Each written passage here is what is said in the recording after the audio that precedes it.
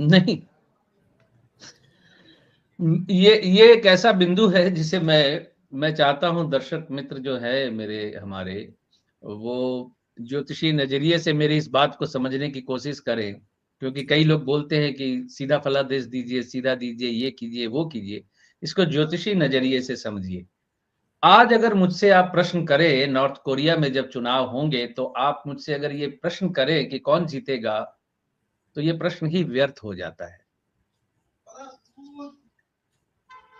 क्योंकि वहां जिसने ना बोला उसी इलेक्टोरल बूथ से जेल जाना है उसको। ये व्यवस्था नॉर्थ कोरिया में बनी हुई है। आपने सिर्फ यस बोलना है। वहां ऐसी स्थिति है कि आप अपने 4-5 तरह के वहां सैलून में चित्र टंगे हुए हैं। आप उसी स्टाइल से अपने बाल कटवा सकते हैं, 5वां स्टाइल आप नहीं ले सकते। यही वो बिंदु है जो देश काल पात्र की मैं बात करता हूं। भारतवर्ष के सितारे नहीं, इतने खराब नहीं। बात यह है कि चला कौन रहा है। मैं बार बार इस बात को कहता हूं कि राजा का भाग्य देश से जुड़ जाता है। जो शासक होता है उसके कंट्रोल में सब कुछ आ जाता है। क्योंकि ईश्वर को जो नहीं मानते वो सहमत नहीं होते, लेकिन ये बात है कि हमारे शास्त्रों में राजा को ईश्वर तुल्य कहा गया है, क्योंकि या राजा को ईश्वर का दूत कहा गया है, क्योंकि वो इतना शक्तिशाली होता है। तो निर्णय जब उस जिसके कंट्रोल में होते हैं, वो जब निर्णय लेता है, तो वहां ज्योतिषी फलादेश की जो सीमाएं होती हैं वो बल्कि सीमित हो जाती है। दर्शकों ने देखा होगा, मैंने बिहार चुनाव पे फलादेशी नहीं किया और इस चैनल पे बड़ा क्लियर बोल दिया कि राज्यों के चुनावों पे फलादेश करने का समय निकल चुका है, अब नहीं किया जा सकता। अब उत्तर कोरिया का इतिहास पढ़ लीजिए, गूगल में पढ़ लीजिए, चैट जीपीटी में मारिए। आजकल तो एआई इतना स्ट्रांग हो चुका है, सारी कहानी इतिहास हर देश की उठा के आपको दे रहा है। आप पढ़िए। आप रशिया में चुनाव होंगे तो आप मुझसे ये प्रश्न नहीं कर सकते कि पुतिन हारेगा कि जीतेगा। वो किसी बहुत रेयर केस में हो सकता है कि बिल्कुल ही कोई बड़ी क्रांति हो जाए। तो ना रशिया में कोई क्रांति का योग है ही नहीं, चीन में भी नहीं है, क्योंकि वो इतना कंट्रोल्ड हो चुकी है हर चीज। तो शायद ये कोशिश भी यहाँ वही चल रही है। और सोशल मीडिया पे जो पकड़ बनाने के लिए जो कानून बनाए जा रहे हैं, लेकिन इसमें विदेशी एप्स फंस जा रहे हैं, इस वजह से ये स्टेप कंप्लीट नहीं हो पा रहे, या अपरिपक्व तरीके से चेष्टा की जा रही है, या डराने की कोशिश की जा रही है कुछ पक्ष को, किसी चीज को। लेकिन राजनीति का अंग है।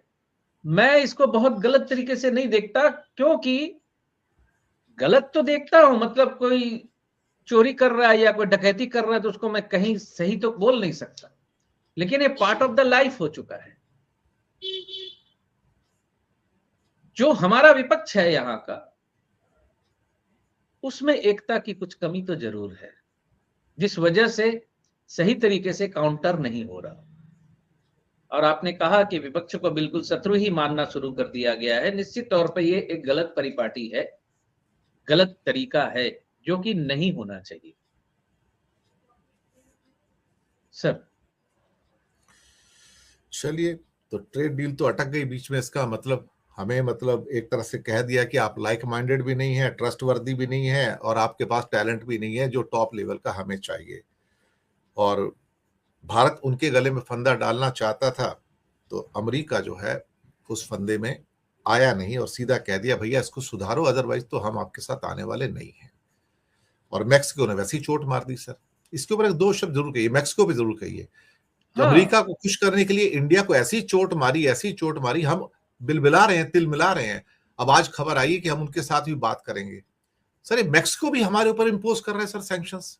ऐसी हालत हो गई सर, हर आता जाता तो आदमी हमको भिगो भिगो के मार रहा है सर। जिसकी कोई हस्ती नहीं वो भी मार के जा रहा है सर। हम विश्व गुरु है सर। आने वाले वक्त में हो सकता है कुछ और देश भी ये कदम उठाए, क्योंकि एक परिपाटी जब चल निकलती है तो फिर वो उसका फल दूर तक जाता है, उसका असर पड़ता है। ये तो ट्रेंड बनता जा रहा है। बड़ी सिंपल सी बात थी। अमेरिका का विरोध करना चाहिए था, ट्रंप का विरोध करना चाहिए था। ट्रंप ने कितनी झूठ बातें बोली है, हम ये मान के तो नहीं चल सकते कि ट्रंप सत्यवादी हरिश्चंद्र है, जो बोल रहा है सही बोल रहा है। तो आपको उसका विरोध करना चाहिए था, किया नहीं। लेकिन जिस इंदिरा गांधी ने उस वक्त के राष्ट्रपति की तरफ उंगली दिखाकर भारतवर्ष के मसले में टांग अड़ाने से मना कर दिया, धमकी दे दी, उसके हम खिलाफ हैं। राजनीतिक पार्टी ही नहीं, कॉमन पीपल सोशल मीडिया पे देखता हूं, इंदिरा गांधी की गलतियां ढूंढते हैं बैठ के। तो आपने विरोध नहीं किया तो जो कमजोर लोग हैं या जो कमजोर देश हैं, जो छोटे देश हैं, वो भी अब उसमें अपना फायदा ढूंढ रहे हैं कि अगर हम ऐसा कुछ करें तो हमें इसका फायदा होगा।